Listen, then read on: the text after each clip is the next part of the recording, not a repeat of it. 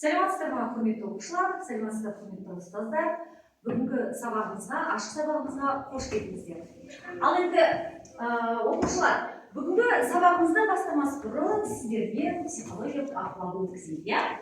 Ол көңілді шар әдісі арқылы ынтымақтастық атмосферасын құру үшін сіздер мына жерден шарды таңдап аласыздар. Кәнекей. Жақсы, кәні. Сізге мынандай шар алды, иә, жақсы. Енді қолдарыңыздағы тұрған шарды сіздер сол шарды үрлеп, барлық жаман қасиеттерді, барлық жаман негативтердің барлығын кәнекей үрлеп шығарамыз. Кәне, шарларымызды үрлейміз.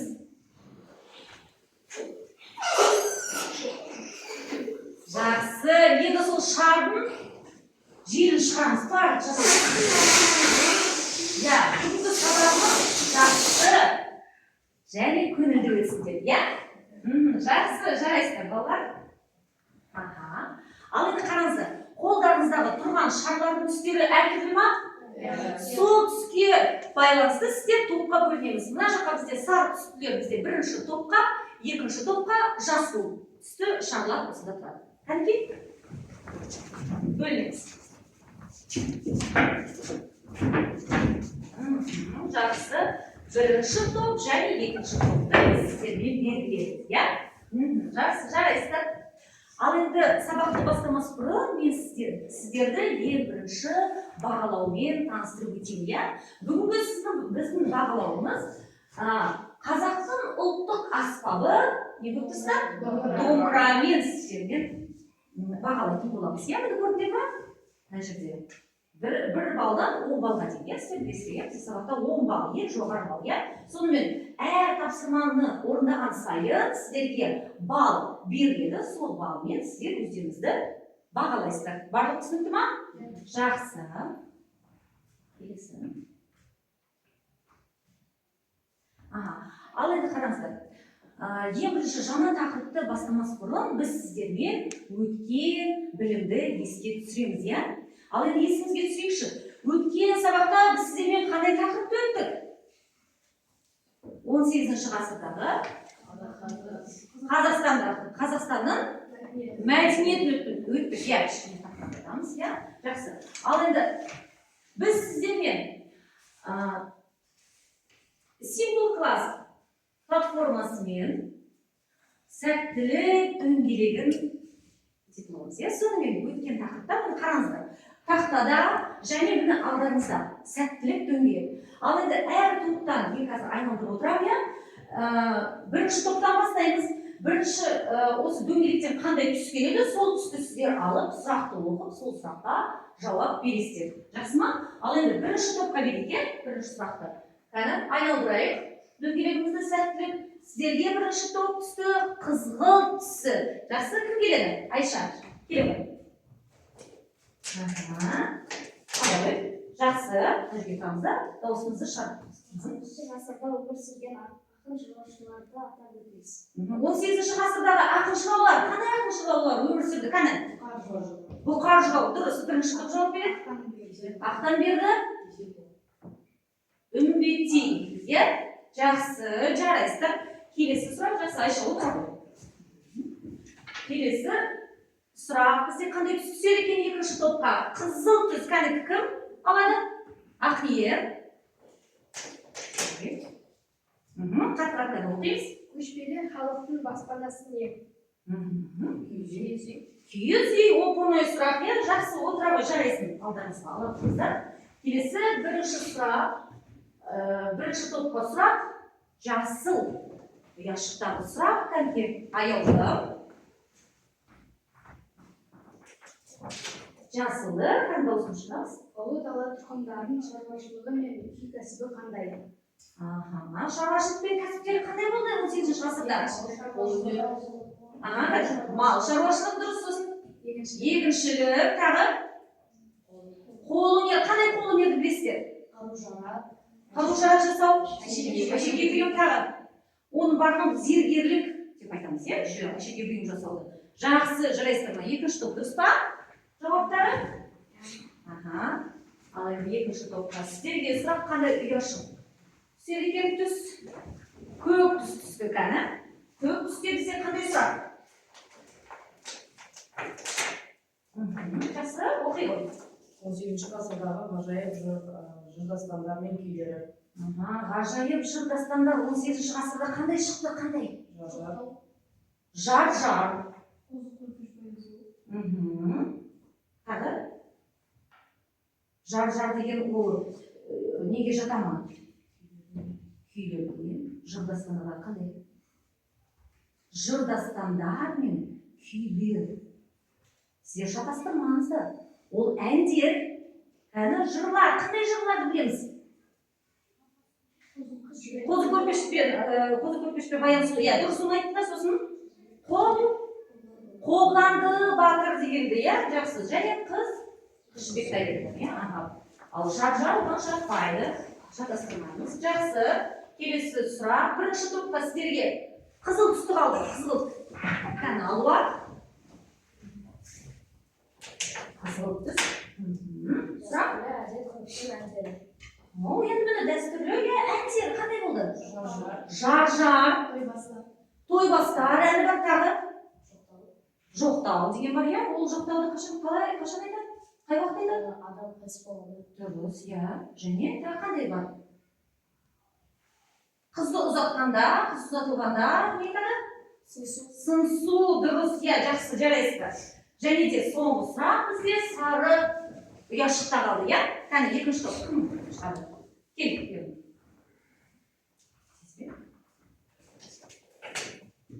Сұрақты оқимыз. Қазақтардың ұлттық музыкалық аспаптары. Ал енді ұлттық аспаптар қандай бар қазақтың? Домбыра, тағы? Қобыз, жетіген, тағы? Саз, сырнай деген бар. Тағы да басқа, Жақсы, жарайсыздар балалар. Ал енді осы өткен тақырыпты бағалап өтейік, сіздер білесіздер. 2 балл беріледі. 2 балл. Өз-өздеріңізді бағалайсыздар. Қандай балалдар міне 2 балл беріледі? Түсінікті бағаладыңыздар, Жақсы. Ал енді келесі. Енді біз бүгін сіздермен жаңа тақырыпқа көшейік, Ол жаңа тақырыпты білу үшін біз сіздермен тақырыпты ашамыз, Тақырыпты ашу үшін сіздердің алдарыңызда көріпсіздер ма А4, сол қағаз арқылы мына жерде сөйлеп және жазуды көріпсіздер ғой. Осы қағаздан сіздер кітапша құрастырасыздар. Кітапшаны құрастырып, содан кейін сол кітаптан бүгінгі тақырыпты білетін боламыз. Кәнекей құрастырып көрейік. Қазір мен құрастырамын, сосын сіздерге көрсетемін. Кәнекей қалай құрастырамыз? Мен құрастырдым. Шықты ма? Кімде шықты? Кәнекей, барлығымыз құрастырып көрейік. Құрастырып көрейік. Ермар кәні, үнші көмектесіп жібереміз. Шықты ма сіздер? Шықты ма? Жақсы, Ермарға көмектесем. Сонымен сіздерде кітапша мені осындай шығу керек. Сол кітапша мені алдыңғы бет. Енді бүгінгі тақырып қалай аталады бізде? Бүгінгі тақырыбымыз кәні кім оқиды? Алуа. 18 ғасырдағы Қазақстандағы қазақ әскери отаршылдығы.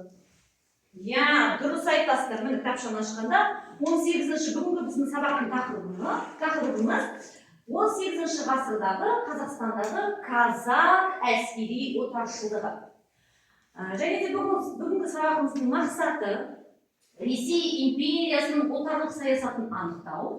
Және екінші мақсат Ресей империясының отарлық саясатының себеп салдары мен барысын анықтайтын боламыз. Кітапша сіздерде болды, Жақсы, жарайсыздар. Ал енді келесі жаңа білімге көшейік. Түртіп алу әдісі арқылы сіздер қазір бейне баянды көресіздер. Сол бейне баянды сіздер мұқият қарап, керек мәліметтерді дәптерлеріңізге түртіп аласыздар, Өйткені осы бейнебаян арқылы сіздерге келесі тапсырмалар берілгенде, соның барлық жауаптары осы бейнебаянда бар. Кәдімгі барлығымыз мұқият тыңдаймыз.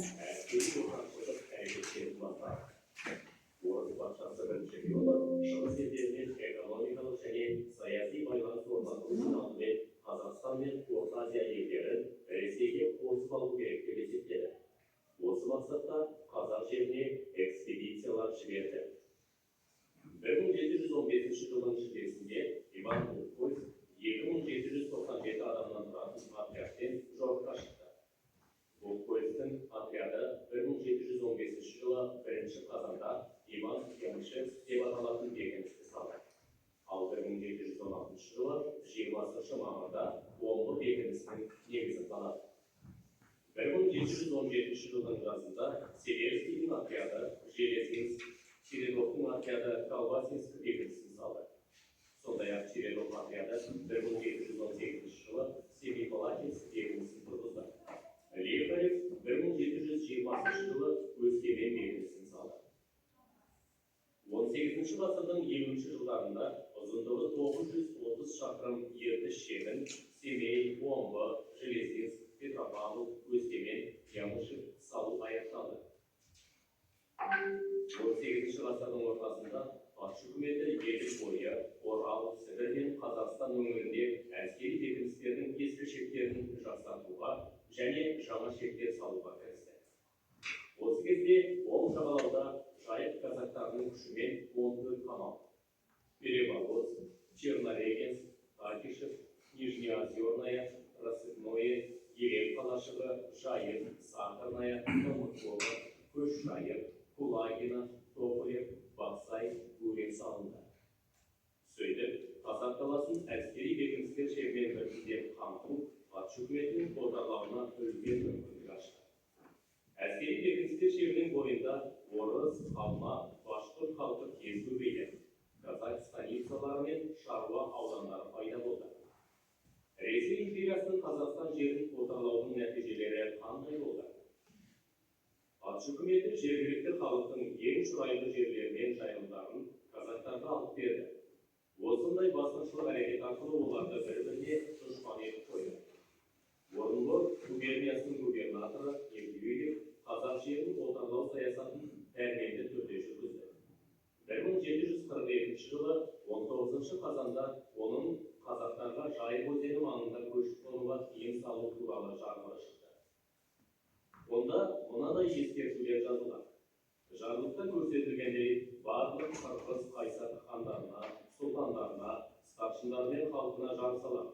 Бұдан былай осы жарлықты алғаннан кейін Қамал маңына және Жайық өзенінің арғы бетіне көшіп қонуға тыйым салынады. Егер ол бұзылатын болса, онда қатаң жаза қолданылады. Бірінші Петр айтқандай қырғыз қазақ ордасы бүкіл Азиялық елге шығатын кілт пен қақпа ғана болып қоймады. Қазақ өлкесі орыс казак қоныстанушыларының мекеніне айналды. Ресей үкіметі салған бекіністер қазақ жерін отарлаудың басты ошағына айналды. Патша үкіметінің отарлық саясатының салдары өте ауыр болды. Бірінші, пайдалы қазбалар сыртқа әкетілді. Екінші, қазақтар шұрайлы жерлерінен айырылды. Үшінші, жайылымды шұрайлы жерлер тарылды. Төртінші, қоныстанушылар жергілікті халқына қысым көрсетті.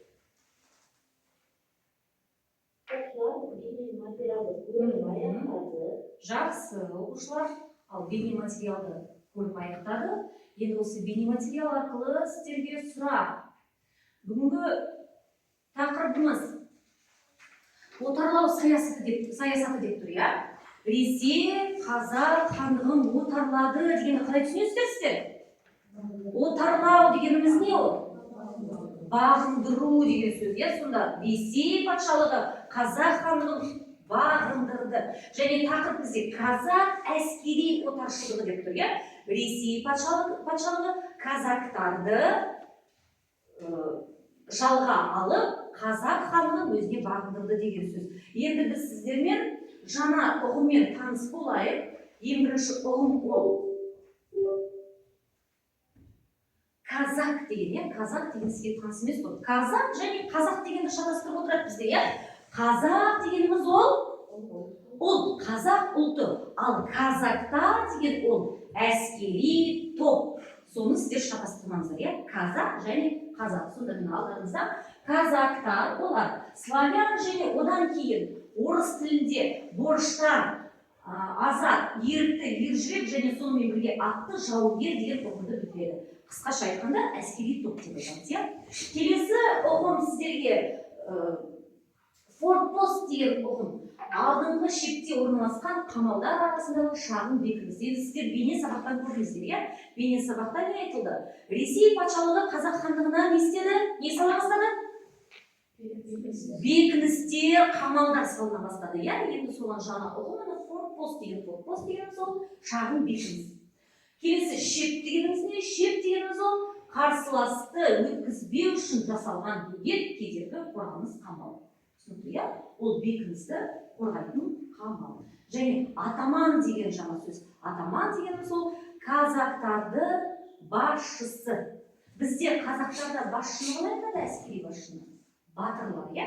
Батыр, ал қазақтарда атаман деп атайды. Соны еске сақтаймыз. Және мешелектар дегеніміз ол түркі тілдес халықтар тобына жататын ұлыстың аты. Мешелектар деп айтамыз. Жақсы, түсінікті ма? Жақсы, жарайсыздар. Ал енді бірінші тапсырмаға көшейік сіздермен. Бірінші тапсырма бізде тарихи фактілердің ақиқат немесе жалған екендігін сіздер анықтайтын боласыздар. Learning платформасы арқылы сіздер ең бірінші қағаз жүзінде ақиқат немесе жалғанды табасыздар, иә? Одан кейін мына Learning платформасынан жүктеп аламыз дұрыс жауаптарды. Кәдімгі 2 минут беріледі сіздерге. 2 минуттан кейін дұрыс жауап берсе, ақиқат немесе жалған. Жаңағы бейне сабақта осы мәліметтердің барлығы айтылған. Кәдімгі.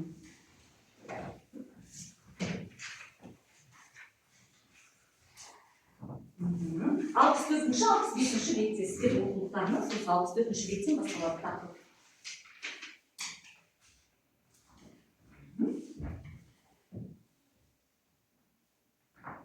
Кім бірінші орындады? Қане айтамыз. Жақсы. Жақсы. Кәдімгі кім аяқтады? Ең бірінші? Екінші топ, екінші топтан бастаймыз ба онда? Ақиқат немесе екі сұрақтан алайық, иә? Осы Learning платформасына келе ғой. Мына жақтан кім келеді? Кімге? Рахмет, жақсы келе ғой. Мына жақтан мені қараңыздар. Ақиқат, жалған десек, ақиқат және жалған. Я мәлімет оқимыздағы ақиқат. Қайсы мәлімет ақиқат? Қана? Дауысын шығарамыз. Қасы деп саналды. Санады. Ол бізде ақиқат қой. Я, жақсы, қане көрейік. Жақсы, және тағы да бір сұрақ. Жалғанды табайық, қане. Жалған бізде.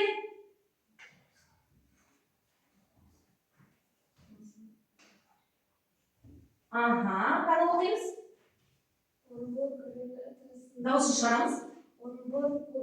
Губерниясының губернаторы Бух-Больс. Ол бізде жалған ақпарат. Жақсы отыр ғой. Кәне бірінші топ, сіздер жалған мен ақиқатты табайық. Кәне дауысымызды шығарамыз. Кәне ақиқат бізде қайсы? Осы екеуінің біреуі. Ресей империясының Қазақстанды отарлау барысында қазақ. Шатастырмаймыз, қазақ және қазақ. Қазақтарды Қоныстандырды деген сол бізде ақиқат жалған? Ақиқат дұрыс қане. Және патша үкіметі отарлық саясатты жүзеге асыруда Ресей генерал-губернаторларына арқа сүйеді. Ол бізде қандай ақпарат? Жалған ақпарат. Жақсы, кәдімгі. Тексереміз. Сонымен бізде барлық тапсырма дұрыс болды. Жарайсыздар. Ал енді өзімізді бағалап қояйық. Осы тапсырмаға 1 балл қойылады. Жақсы, жарайсыздар. Ал енді келесі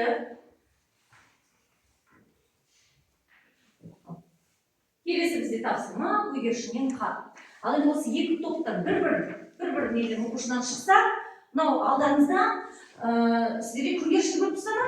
Сол көгершіннен хат келді. Сол жерде сіздер не істеу керексіздер? Сол хатты таңдап келіңіздер. Кім келеді?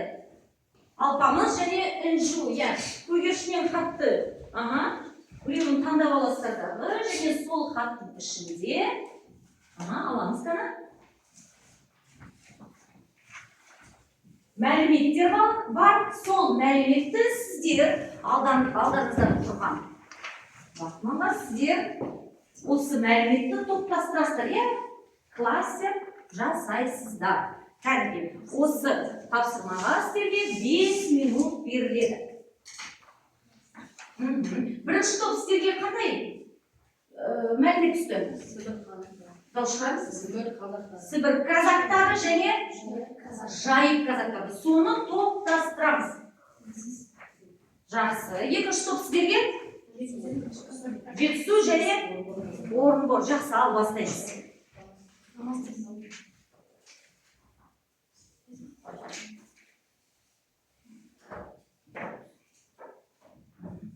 Жақсы.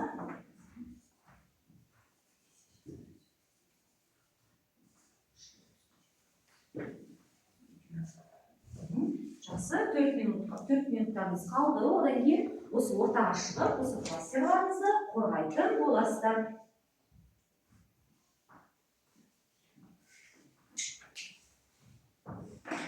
Мұқият мәтінді оқып аласыздар. Одан кейін осы тақырыпқа сай сіздер келген мәліметтерді және ерекшеліктерін жазып аласыздар.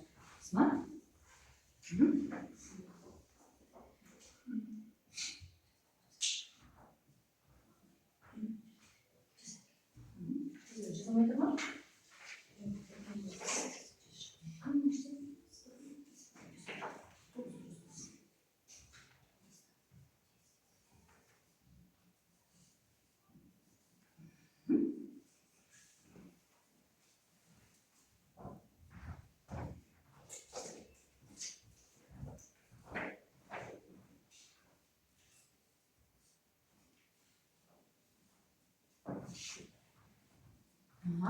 ма? Сұрақтарыңыз бар ма? Сізге екі минут қалды.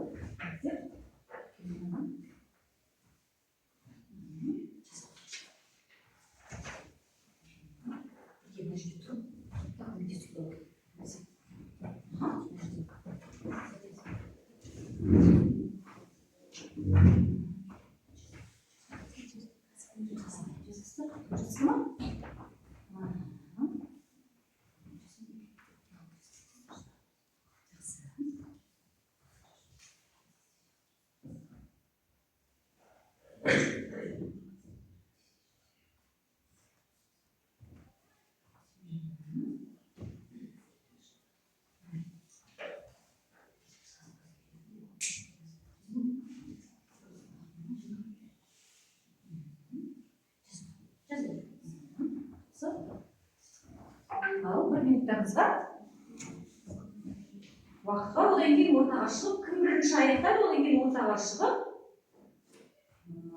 осы кластерларымызды қорғайсыздар.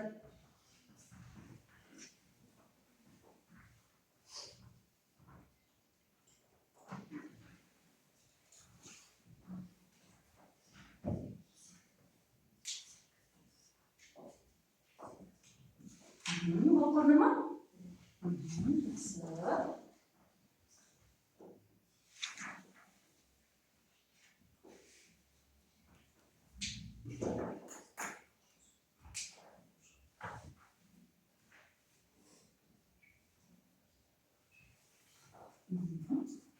Жақсы, кім аяқтады? Екінші топ бізде бүгін тағы бірінші аяқтады және бірінші топ болдыңыздар ма? Жақсы, енді бірінші бізде екінші топ аяқтады, сонымен ортаға шығып, осы кластерді қорғаймыз. Қазірге кім шығады?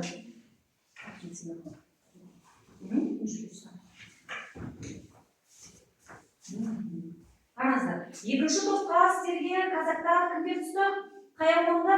Аумағында жатады? Жетісу және Орынбор казактары. Жақсы. Ал енді қысқаша ғана мәлімет қане? Сен бастайсың ба, кім бастайды оқуға? 1842 жылы Жетісу қазақтары Жетісу орнына орналасты. Жетісу орналасты. Ол кімдер?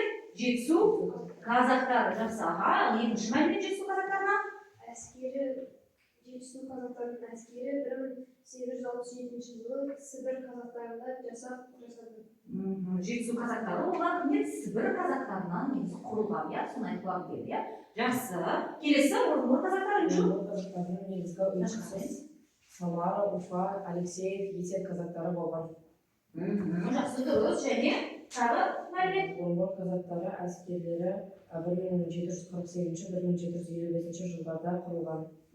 Жақсы, енді қараңыздар.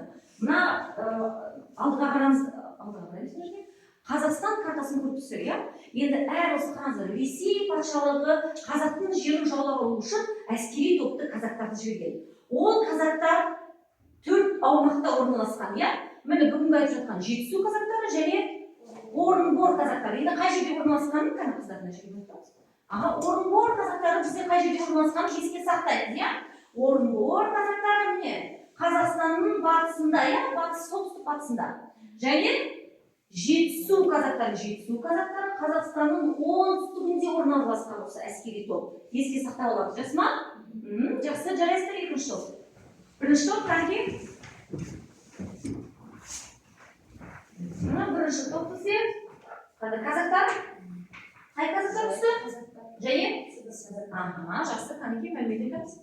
Жайық казактарының ең алғашқы елді мекендері 16 ғасырда пайда болды. Жақсы. Жайық казактары Қазақстан аумағының солтүстік батыс бөлігінде Жайық өзенінің бойында пайда болды. Жақсы. Және аяулы Сібір казактары әскери штабы Орынбор қаласында орналасты. еске сақтап отырамыз. Және ол екі облысқа бөлінді. Ақмола және Семей облысында болды. Жақсы. Енді қараңыздар, иә? Тағы да біз картаға қараймыз.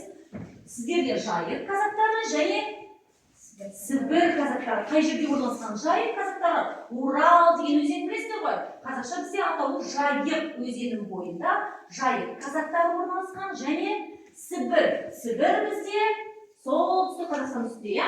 Сібір казактары осы жерде орналасқан. Есте сақтаңыз. Жақсы, жарайсыздар. Енді барлықтарыңыз екі топта өз тапсырмаларын жақсы орындады деп ойлаймын. Сондықтан бағалы кетеміз. 3 балл қойылады осы тапсырмаға. Бағаладыңыздар ма? Жақсы. Ал енді оқушылар орныңыздан тұрайықшы.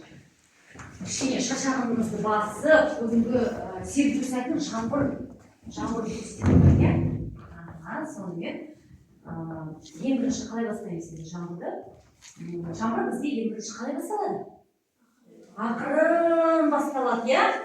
Содан кейін кішкене күшейе бастайды. Жақсы, одан кейін кішкене қаттырақ басталады. Және үйге жауап, иә? Дұрыс. Ал енді одан кейін жаңбыр бізде қалай ақырындайды? Қайрадан күшейе, одан кейін ақырын жауап, содан кейін аяқталады, иә? Жақсы. Жарайсыздар балалар. Қарай орныңызға отырасыз. Келесі еді бізде тапсырма. Келесі тапсырма бізде ақылды киіз үй. Ақылды киіз үй бізде міне алдарыңызда және тақтада, иә? Simple Class платформасы арқылы. Енді сіздер қараңыздар, мына жерде екі киіз үй тұр, сол екі киіз үйдің артында тапсырма бар. Сол тапсырманы қайсы киіз үй таңдайсыздар? Аламыз қане. Сарыны екінші топ деді, иә? Жақсы, және бірінші топ сіздерге жасыл қалды. Енді осы киіз үйдің артында тапсырма сіздерге тапсырманы орындау керек. Берілген ақпараттардың орнына сіздер сан немесе сөзді жазасыздар, иә? 64-ші беттен басталады тақырып, соның барлығы жаңа бейне сабақта дайын болса, және сіздердің оқулықтарыңызда бар. 2 минут уақыт берілді. 2 минут уақыт берілді, қане?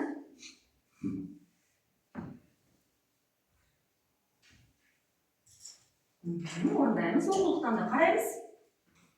Одан кейін Simple Class платформасында қазір осы тапсырманы орындайтын боламыз, иә? Тексереміз.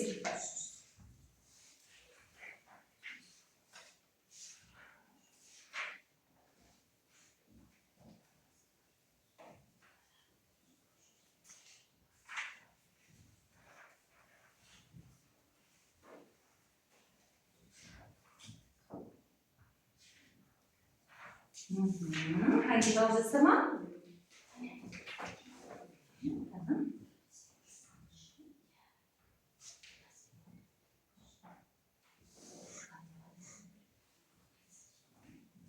Жақсы, қажетсіз ма қане бірге жасаймыз. Жақсы, енді осы сұрақты табамыз.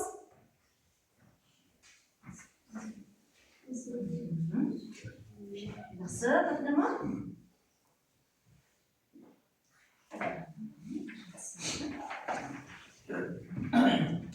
Болдыңыздар ма?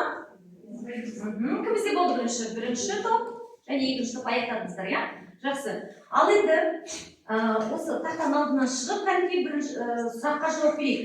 Бірінші топ, сіздерде қандай сұрақ болды? Жақсы, келіп. Кәдімгі соны тексеріп өтеміз. Бірінші 3 сұраққа жауап бересіздер, қалған 3 сұрақта бізде екінші топ жауап береді, иә? Кәні? Жақсы, да, көрейік. Сұрақты оқимыз. Ресей империясында Қараймыз. әскери қызмет мерзімі 30 жыл болып белгіленді. Жақсы, 30 деп қойдыңыздар, иә, сіздер. Келесі.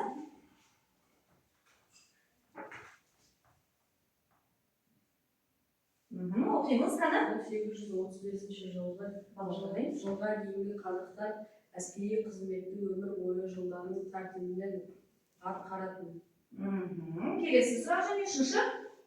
Жетісу қазақ әскерлері. Жетісу қазақ әскерлері 1867 жылы Сібір қазақтарынан жасақталған болатын. Жақсы, жарайсың. Қазір тексеріп көреміз. Енді екінші топ кімізде шығады? Иә. Дауысымызды шығарып оқимыз. Бірінші сұрақ. Дауысын шығарыңыз. Қалада орынбор қазақтарының небәрі. дұрыстап оқимыз. Қалаларда орынбор қазақтарының небәрі 2%. Қазақ және қазақ дегенді шатастырмаймыз деп айттым мен, иә? Қазақ ол бізде. Ол қазақтар. Апар. Осылай апарасыз, келесі. Қазақтардың қоғамдық өмірінің аса маңызды мәселелері әскери топта ұжымдық талқыға салу арқылы шешілетін, иә? Және үшінші. Тағы апарамыз. Үшінші оқимыз. Даусымыз шығар. Жайық қазақтары жыл сайын 300 мың басқа дейін қой сата алады. Жақсы. Ал енді тексерейікші кәне. Басшыма неге жетіп қаласамыз. Дұрыс па, дұрыс емес па? Жарайсыңдар, барлығы дұрыс болып шықты, иә? Жақсы, жарайсың, отырамын.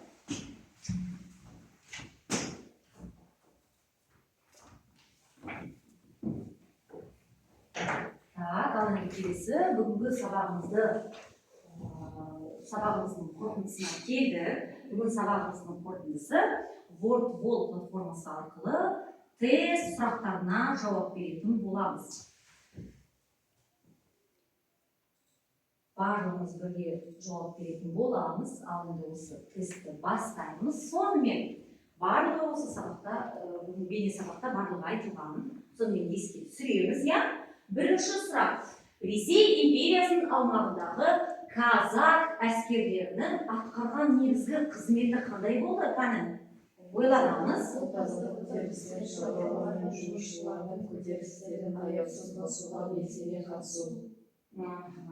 Жақсы, қане, көреміз.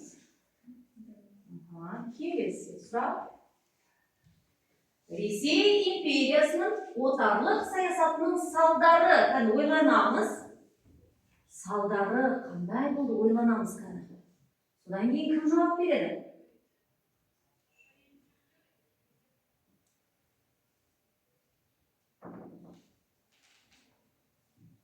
Қазақтар жұрайлы жерлерінен айырылды. Осы, да? Осы дұрыс жауап деп ойлайсыздар. Жақсы, белгілейік. Келесі. Патша өкіметі отарлық саясатты жүзеге асыруда кімдерге арқа сүйеді? Қазақтарға. Қазақтар олар кім? Әскери топ. Жақсы, көреміз.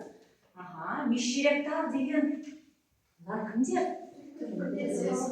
Жаңа ұғымда болғанбыз, иә? Түркі тілдес халықтар. Және соңғы сұрақ. Ресей Қазақстанды Азияға шығудың кілті мен қақпасы деп айтқан кім? Ол бізде өткен тақырып, біз ол туралы айтқанбыз, иә? Ал енді сонымен біздің бүгінгі қорытынды тест жақсы аяқталды. Сіздер барлықтарыңыз дұрыс жауап бердіңіздер. Жақсы, жарайсыздар. Ал енді осы тапсырмаға 1 балдан қоямыз.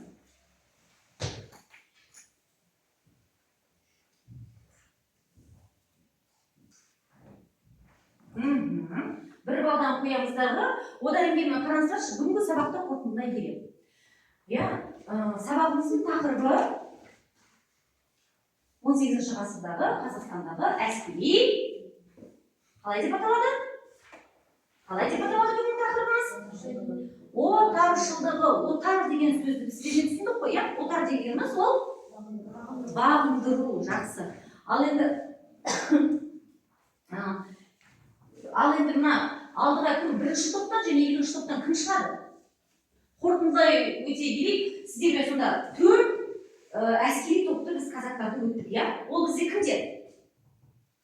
4 әскери топ. Жетісу қазақтары, Орынбор қазақтары, Жайық қазақтары, Сібір қазақтары 4-тен, иә? Ал енді осы картаны маған көрсетіңіздерші. Жаңа ғана біз, иә, мен сіздерге көрсеткен сабақтың ортасында, одан кейін есіңізге түсірейіктен кім келеді? Алуа, келе қойды.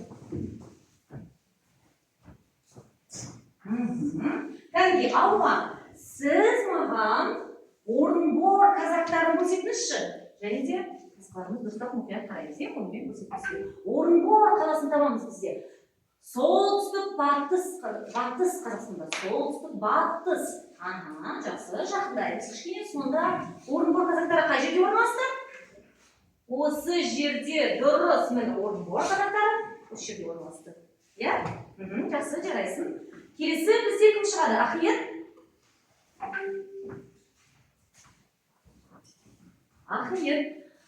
Жайық қазақтарын көрсет. Жайық қазақтары. Қай жерде орналасты олар?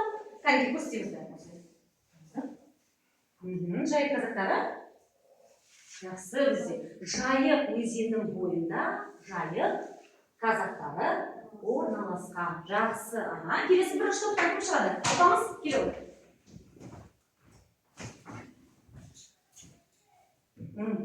Алпамыс, сен бізге Жетісу қазақтарын көрсет.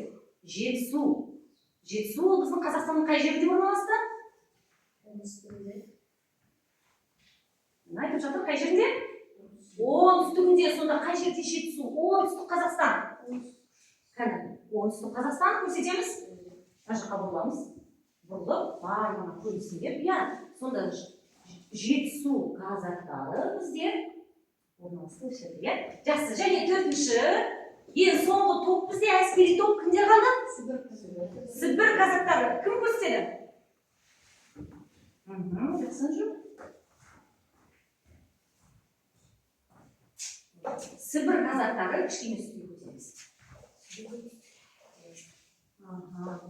Жақсы. Және де, жақсы, жарайсыздар. Енді барлығы түсінікті болды, иә, сіздерге? Және де қорытындылай келе сіздермен қандай тапсырманы орындайтын боламыз. Сәйкестендіру. Тапсырманы барлығымыз орындаймыз,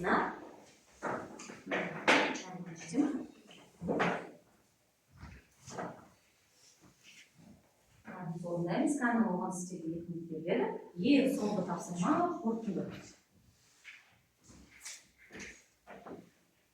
Қаламдарыңызды алып, қаны белгілейміз.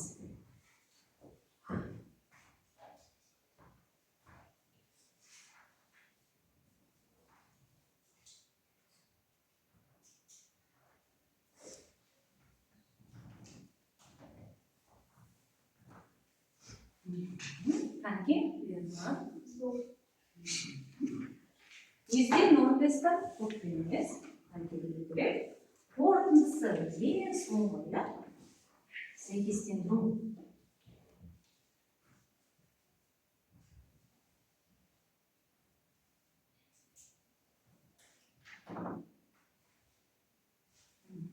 Так, алуға все аяқталды.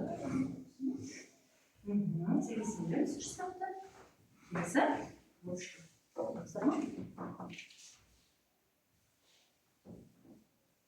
Ал жақсы да, сонымен. Бірінші сұраққа қазір жауап береді бізге кім? Алпамыс? Алпамыс. Ресей империясындағы барлық қазақтар үшін әскери қызмет мерзімі 30 жыл болып бөлінеді. Мерзімі 30 жылға бөлінген барлық қызметкер. Иә, дұрыс. Екінші сұрақ. Екінші сұрақ бізде кім? Кім жауап береді? Ернар, сен жауап бересіз ба? Жауап береді. Ресей қазақтары Оқи ғой. мыңға дейін жауынгер жасақтай алатын 160. 160-қа дұрыс па? Дұрыс жауап берді ма? Жақсы. Және соңғы сұрақ, Мансұр. Қазақтардың және онымен шектес қазақ әскері қашан болды? Қашан болды? Қанша болды, иә? Қанша болды? 4-теу жаңағы сіздермен, иә? 4 әскери топ. 4 әскери топ бұл бізде қазақтар қандай? Жайық қазақтар сосын? Сібір, Орынбор және Жетісу. Жақсы, жарайсыздар болуға. Ал енді бүгінгі сабағымыз барлықтарыңызға түсінікті болды деп ойлаймын, иә? Сондықтан сіздермен кері байланысқа көшейік.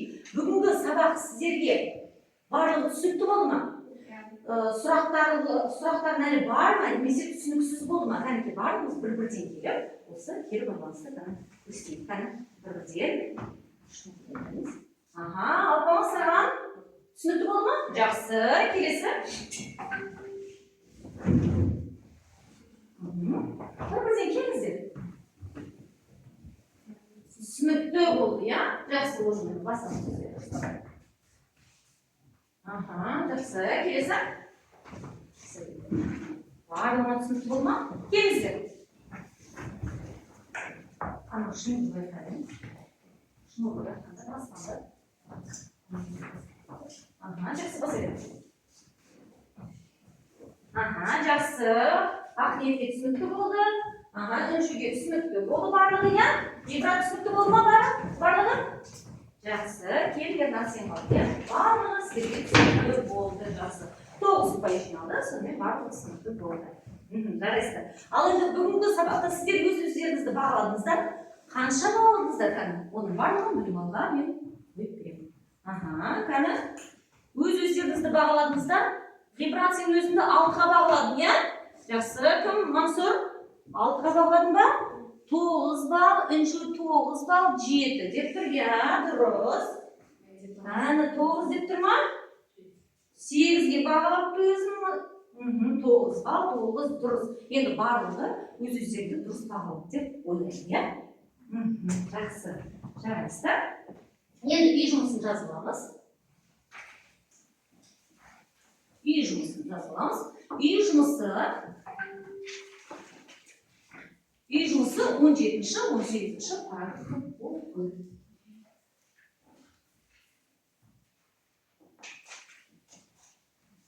Жақсы, жазып алдыңыздар ма? Жақсы, әнді оқушылар. Сіздерге көптен көп рахмет. Бүгінгі сабағымыз барлықтарына түсінікті болды деп ойлаймын. Сол қатысқандарыңызға барлықтарыңызға рахмет. Сау болыңыздар.